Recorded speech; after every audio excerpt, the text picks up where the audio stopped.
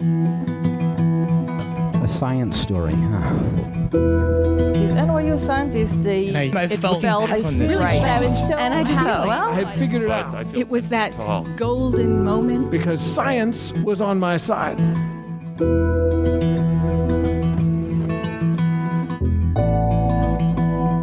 Hi everyone, I'm Ben Lilly, and welcome to the Story Collider, where we bring you true personal stories about science. This week we're bringing you two stories about life in the field, from a research cruise in the Chesapeake Bay to the trailer parks of rural Alabama. Our first story this week is from Liz Neely. It was recorded in September 2016 at Busboys and Poets in Washington, D.C. The theme was damages.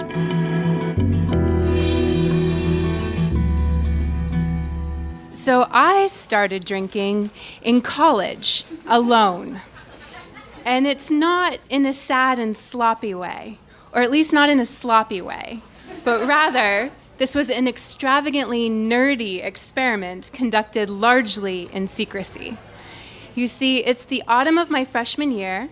I've done the frat parties, the house parties. I like it. Except I realize I am data deficient. I don't know what's being given to me in these drinks. I don't know which liquors I actually like. And I don't know how my body responds to this stuff. So I think this is a titration problem. All I need is a more precise calibration. So fortunately for me, one of my best friends, had already collected a massive liquor cabinet. And so one night, when all the guys were playing poker, I sat down to methodically taste my way through. You see, I was a young scholar, I had my lab notebook, and I was not afraid to use it. I really enjoyed that process. It was kind of luxurious going through. Kahlua, yes. Tequila, no. Blue curacao, why is it blue? Why? And the color mattered to me because I had, of course, arranged my bottles in rainbow order. The same way that I arranged my closet, the same way I arranged all of my books, the same way I arranged the photographs I had from the Audubon Society. Fish and flowers and feathers dancing in this vivid splendor of a rainbow. Underneath, in my dorm room, I slept and I studied. You see, I had this bizarre notion that I was going to take over the world of marine biology by becoming some combination of Sylvia Earle, Mary Poppins, and Zooey Deschanel. So I approached this problem of calibrating my blood alcohol levels with the same enthusiasm, gusto, and rigor as I did my classes. I wanted everything in my life to be efficient, to be tidy, to be beautiful whenever possible, but always, always to be in control. And so the next year I was taking animal behavior and genetics and oceanography. I loved it. And best of all, I got a research position in a lab that studies oysters. I love oysters. And not necessarily to eat. I like dissecting them. There's something incredibly powerful in cracking open that shell. You stick your knife in, you can feel it give under your hand, and that gnarled, rough outside gives way to the silky, beautiful oyster inside. I liked looking at their frilly little gills, their plump bodies, the pale tube that is their rectum and anus, because that's what I was after. I had a very sharp pair of small scissors with which I would cut out that rectum, stick it in a tiny little test tube, label it in my best handwriting. And of course, you know there was color coding going on. I was living the dream. And the reason we cared about oyster rectums, just I should probably mention, is that this is where we would find concentrations of these parasites that were causing diseases ripping through the Chesapeake Bay. Diseases with names like dermo and MSX. And so when we talk about oysters, it's really important to know that they used to be huge, more than 8 inches long, so much bigger than my hands. And they would form these colossal reefs jutting up off the bay of the floor of the Chesapeake Bay. They were rock hard and razor sharp, and they would disembowel ships that ventured into their path. And so for me, the idea of the connection between these bizarre little animals and then the entire ecosystem, it blew my mind. So the next year, when I had the chance to take a class on natural history of the Chesapeake Bay, I leapt. This was offered by a professor I'd never met before, and I really didn't think much of him in the beginning. He was kind of grayish, a little disheveled. This describes a significant portion of academics in this field. In my mind, I sort of classified him as a salty old sea dog and didn't think much more of it because these classes were amazing. I was learning to look at the waterways and the landscapes of Maryland and Virginia with new eyes, to understand how our soils and our water and our fish and our birds all connect. And for the logic and order-loving part of me, all the taxonomy. I was spending a lot of time memorizing Latin names for species, starting with trees. Liriodendron tulipifera was my favorite because I thought it was just the most beautiful thing I'd ever heard in my life. And even better, to help us memorize some of these names, we had catchy little rhymes that, scientists make up, which means they're not great, but it would be things like sedges have edges while rushes are round. Grasses have knees that bend to the ground. Except for bulrushes, which are sedges, because of course they are. This was the time where my sort of deeply felt innate need for control and tidiness was starting to bump up against the messy nature of reality and nature. And this was all going to come to a head at the class field trip that was the culmination of this course. So we were due out on a research cruise to look at oyster reefs and other animals of the Chesapeake Bay. And so with great enthusiasm, I'm good at packing, piled up our stuff, got in a van, caravanned out to the eastern shore of Maryland. We pulled up in front of a big, rambling, old 2-story house. It had a porch in the front.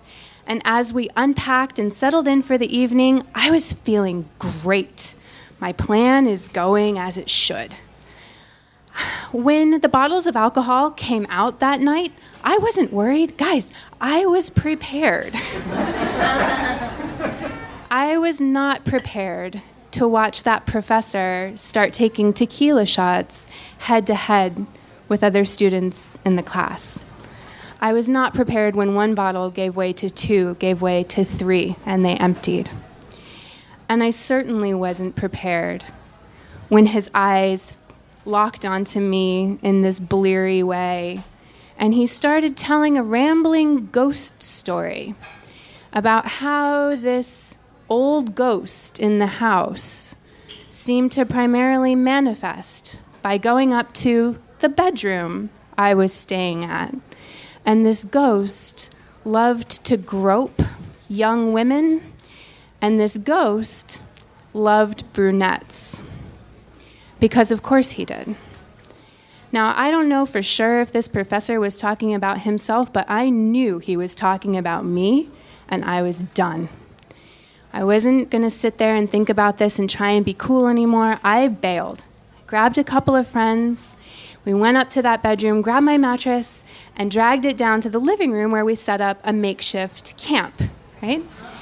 And so as I bed down for the night, I remember feeling distinctly pleased. Like, field trip underway. Awkward social situation handled. Liz Neely in control. That is until I was woken up by the sound of someone stumbling into the room. 1 second, I am squinting into the light, and I see the silhouette of someone slumped against the door. The next second, I am fully awake and already moving when I hear this professor's pants hit the floor. I grab the girl sleeping next to me, and I'm going, go, go, go, go, go, go, go. And we commando roll off of our mattresses across the floor. We're up off onto our feet, and in a flash, out the opposite door. but not fast enough to miss the unmistakable sound of him peeing all over himself, all over the floor, all over everything. I'm shaking and disgusted, kind of angry, but mostly afraid. I'm worried because I'm thinking to myself, this can't be an emergency if my biggest concern is that my classmates won't think I'm cool if I wake them up. If they think that I can't control myself and I'm overreacting. I would have put myself back to bed if that professor hadn't passed out on my mattress. So I'm thinking, all right, we need to reestablish control. This trip needs to get back on track. I'm going to find my TA. Unfortunately, he was in flagrante with one of the other students in the course. So now it's pitch black outside. I'm on the eastern shore of Maryland, and I feel lost and alone. Fortunately, the few other people who are sober and awake start to gather in the kitchen, the way that scared people have, I think, since we invented fire. And we come up with a plan, which is an excellent one because it involves pancakes. So Bisquick used to make these plastic jars of dry batter with a screw top, and I regained control by very precisely filling them up with precisely the right amount of water and shaking them for exactly the right amount of time to make the best pancake batter that ever was poured out of a Bisquick jar. My lab mate made us laugh by making silly shapes and animals as he baked the pancakes. And then we decided to go outside, look at the stars, name the constellations, and watch the sunrise. As these things do, we started to feel better. And we decide we are not going to miss the research crews that brought us out here on this trip in the first place. The oysters are calling. So we decide we'll go in, we'll check the professor. When even ringing a cowbell over his head fails to rouse him in the slightest, we leave him in the recovery position, hope he doesn't aspirate his own vomit and die while we're gone, and we go out on that cruise. By the end of the day, my head and my heart are just singing again with the animals of the Chesapeake Bay, with the toadfish and the terrapins, the seagulls and the seagrass. The scientific names of these species are like a litany to me that soothes and inspires. I know these animals. I know the feisty little blennies that are always looking for a fight. They're called Chasmodes bosquianus. I know the mighty blue mussel, Mytilus edulis. And I know the blue crabs whose name Calanectes sapidus means beautiful swimmers. I realize I know these animals, even if I don't actually know how to pronounce their names, because I know them from textbooks and journal papers. But I know where to find them. I know what they look like. I know what to expect from them. And so I take comfort in the fact that I was prepared for this trip. This was under control, even if the entire expedition was something I hadn't anticipated. The saddest part of my story is that it is so damn common. It makes me angry that I feel lucky. Lucky that, I wasn't assaulted? No, I feel lucky because when we came back, my advisor caught wind of this and demanded that the university take action. I feel lucky because nobody second-guessed me or questioned my account of that night. I feel lucky because the administration levied penalties and immediately took action. I feel lucky that I wasn't permanently harmed in ways that so many of my colleagues and friends have been. I think the hard truth is there's no such thing as control, not even, and maybe especially not even, in science. I think whether it's bad people, bad decisions, or just pure bad luck, these experiences scare us when we're lucky, and they scar us when we're not. But we can take solace in the small things. Oysters are amazing. Pancakes are delicious. The sun rises, and sometimes it's even beautiful. We may not ever be in control, but in science and in our lives, when we're lucky, we're able to wake up, shake off that horrible night, and go get on the damned boat. Thank you.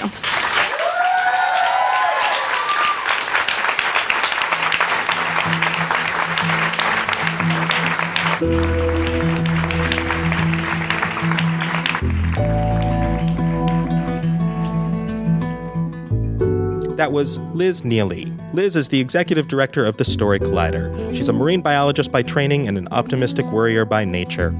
After grad school, Liz stumbled into ocean conservation. She focused on coral reef management and restoration in Fiji and Papua New Guinea and dabbled in international trade diplomacy on deep-sea corals.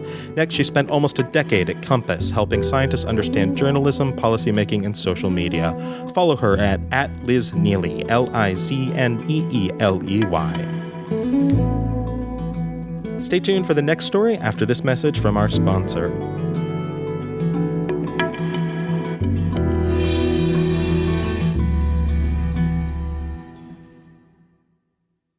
This episode of The Story Collider is brought to you by 23andMe.com. As you might remember from science class, there are 23 pairs of chromosomes that make up your DNA. Well, that's where 23andMe.com, a genetic testing service, gets its name. 23andMe allows you to have access to information about your DNA. You can find out how your genes may influence your health, your ancestry, and even physical traits with over 65 online genetic reports personalized to you. So, how does 23andMe work? You simply purchase a kit on their website, 23andMe.com. When the test arrives at your home, you provide a saliva sample by spitting into a tube, the best part, and then you send it back. Once your DNA has been analyzed, you'll get to learn more about what makes you, you. We are all genetically 99.5% the same. Wouldn't you like to know more about what's in that last 0.5% that makes you unique? With 23andMe, you can. To order your kit today, visit 23andme.com/collider. That's the number 23andme.com/collider.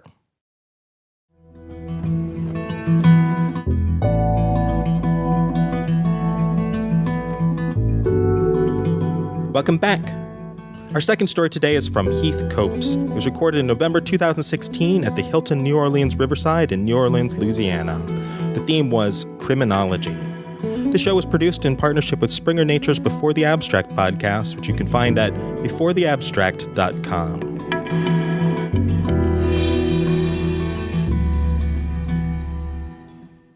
So I'm from Lafayette, Louisiana, not too far from here. But all of my family is from these small towns in northern Louisiana near the Mississippi River. I used to love going there as a child. It just felt warm. It was comforting. It felt safe. My grandmother's house was surrounded by fields of cotton and soybean. They had a little pea patch for their vegetables. There was a bayou that ran in front of it.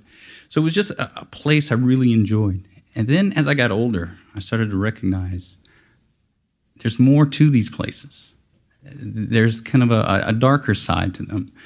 There's rampant unemployment. There's high poverty. There's economic inequality, and there's a lot of drug use. And so as a criminologist, I've often wanted to go back to these small towns and kind of understand why do these people turn to drugs and crime. But it's kind of a far drive from Birmingham, where I live now, and so I can't really make that commute. So when I got this opportunity to study methamphetamine use in rural Alabama, I thought, this is great. It's not home, but it's pretty close.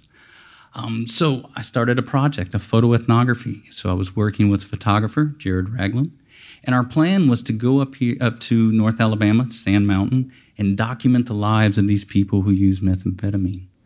I would document their lives through their stories. Jared would do it through the photographs with kind of this larger aim to show the humanity and complexity of their lives, to see how they make sense of their world, their drug use, and in the context of addiction and poverty. So one night we decided we were going to stay the night, and we wanted to stay the night because these people don't have typical work schedules, so we want to be kind of around when things happen. And so around 10 o'clock at night, we get a call from a friend of ours, and he says, hey, there's someone I really want you to meet. He's used meth for about 20 years. He deals it. He even cooks it. And he wants to meet you. So we thought, this is great. Let's do it. So we get his address, and we start driving up there. It's not too far out, but far enough that we lose cell phone coverage. And so we pull into the house, and it's an old trailer. The porch has been ripped off, and it's just a series of cement blocks to kind of step up into it. One side of the trailer is a hand-painted anarchy symbol. The other side is a swastika. The front is lined with these tall pine trees. One of them looks like it's a noose hanging from it. And then there's a hand-painted sign on one side that says, "Not all are welcome." On the other side says, "Don't get caught being stupid." So we get out, and I look towards the trailer, and here's a shirtless man with Aryan tattoos and a machete. And he jumps off the porch and just makes a beeline straight for us. And there was a moment I thought, did I just get caught being stupid?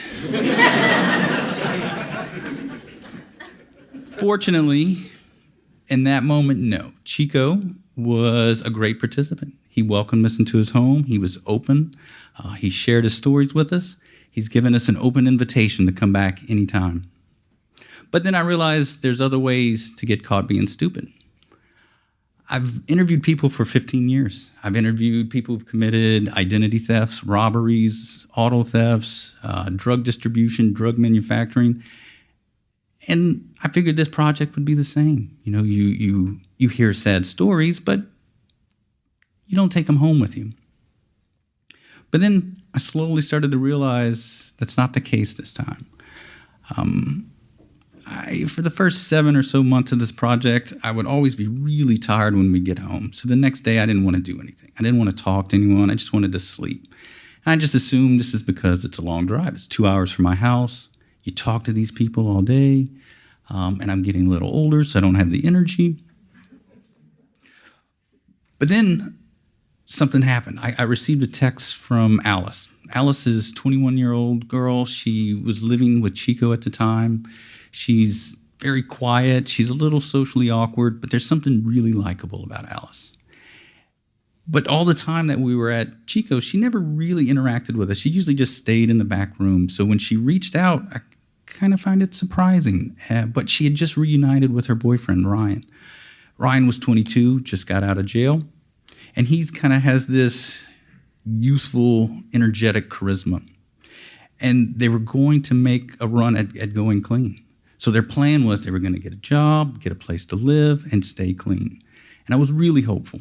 I wasn't optimistic because they had a lot of things going against them. They didn't have jobs. They didn't have vehicles. They didn't have family support. They really didn't have the resources to stay clean, but I was rooting for them. And then I got a text. And the text was a picture of a shot glass of water and a spoon. And these are the tools you need if you're going to shoot up methamphetamine, with a caption, "Struggling." It broke my heart. I knew they weren't going to make it. So,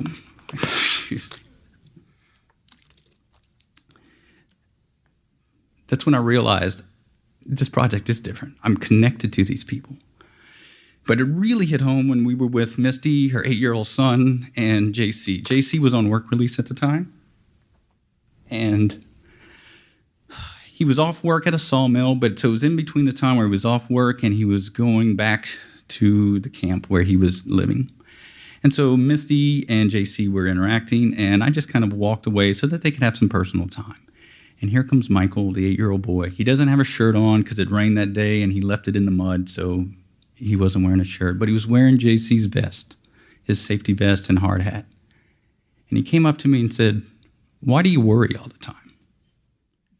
And it was shocking. I really like Michael. He's a great kid, but I wouldn't say he's the most sensitive kid.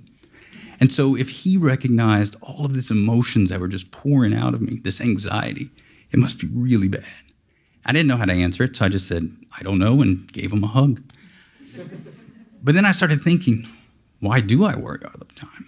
I realized my sleep had been disrupted. I lost appetite. I've lost 23 pounds since the project. And then I started thinking of all these emotional tragedies that I was with these people. Recalled a time when we were talking to Alice, and she was telling us how she was terrified because Chico put a bounty on her. He was going to have someone beat her up. But she didn't know what was going to happen, so she sat in the middle of the trailer holding a knife, just hoping someone didn't come for her. Misty and JC have a tumultuous relationship. And when JC went to jail, I sent her a message saying, "Hey, how are things going? How's JC?" And she replied, "JC's probably going to prison. He beat and raped me." We was with Alice, and she has a 3-year-old daughter, but the father has custody. When she received a text that said she'll never see her daughter again. So I'm holding her as she's crying hysterically. We're with Misty. She's crying because she knows she's about to get kicked out of her sister's house. And if she does, she's going to lose her children. And it was 3 months before she saw her daughter again. And I realized it's this emotional labor. That's what's really causing all of this. But it really hit home the most when we were at a trailer park. And it's a bad trailer park. The trailers are dilapidated. The ceilings are caving in. The floors are just pieces of wood. There's holes in the walls. The doors don't shut, so you can just come in and out of them. And we were in one that I don't think it had water. There's no furniture, so there's just people laying on the ground. And we were talking to this 19-year-old kid, and he's telling us how he just feels hopeless.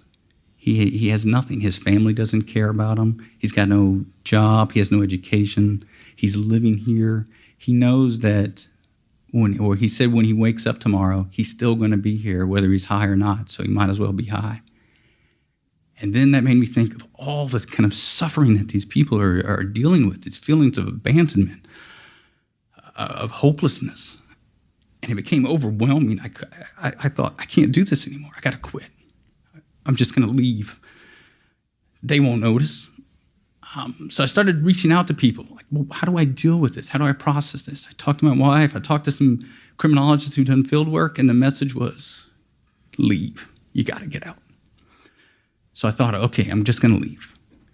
But then, is that really who I am? Like, so you get sad and it's hard, so you just quit? I can't do that. But I knew I couldn't be around the suffering either. I couldn't be another person who just abandons them. So I thought, okay, I'm going to stay, but I have to change something. So I changed the way I thought about things. I said, okay, instead of leaving, I'm just going to open up. I'm going to be more honest. I'm going to be more open with them. I'm going to show kindness at every time I can, even if they don't reciprocate. But I didn't just do it for the people on the mountain. I tried to do it for everyone. I tried to be kinder to my family. I reached out to students. And it started to change. So I kind of felt the anxiety go away. Not completely, obviously. My appetite came back. I'm hoping the weight doesn't come back, but I started to sleep better. I started to see people differently. I started to see the beauty in people more than I ever had before. I started to kind of just connect with people more. I think I've hugged more strangers than I've ever have in my life. My wife's not a big fan of that change, but it just started to feel better. And it wasn't just me. The people around me started to change as well. Chico sent me a text that said, I've made him a better man. Misty said we were like family to her. And even Alice, in her own kind of socially awkward way, has kind of let me know that I've helped her in some way. So now when I think back to that time at Chico's, yeah, I did get caught being stupid. But I'm hoping that eventually it will be a positive change. Being unprepared for the emotional labor that I was about to experience. But the change, I'm hoping, will eventually come out better. And I know that just saying kind words and giving hugs is not going to end the suffering of these people. But then I also think we should respect the beauty of the moment. And even if it's fleeting, I can say something kind and they feel better, then it's worth it. So know that if you see me out and about, I'm open. I'm willing to give some encouragement, a kind word, and a hug to anybody who needs it. So, thank you.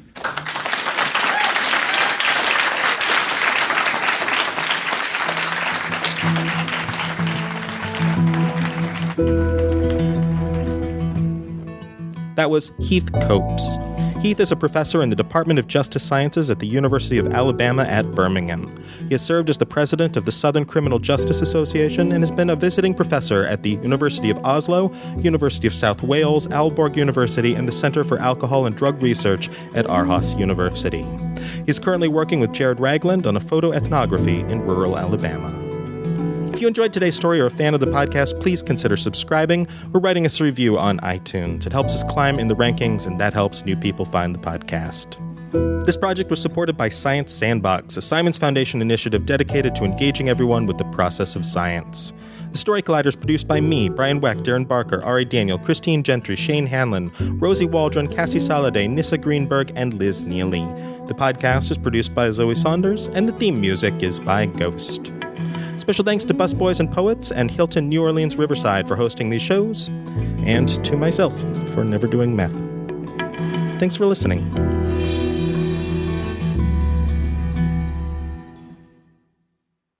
Life is full of adventures. Do you take this man to be your husband? I do. Welcome home. We did it. He has your eyes. He's perfect.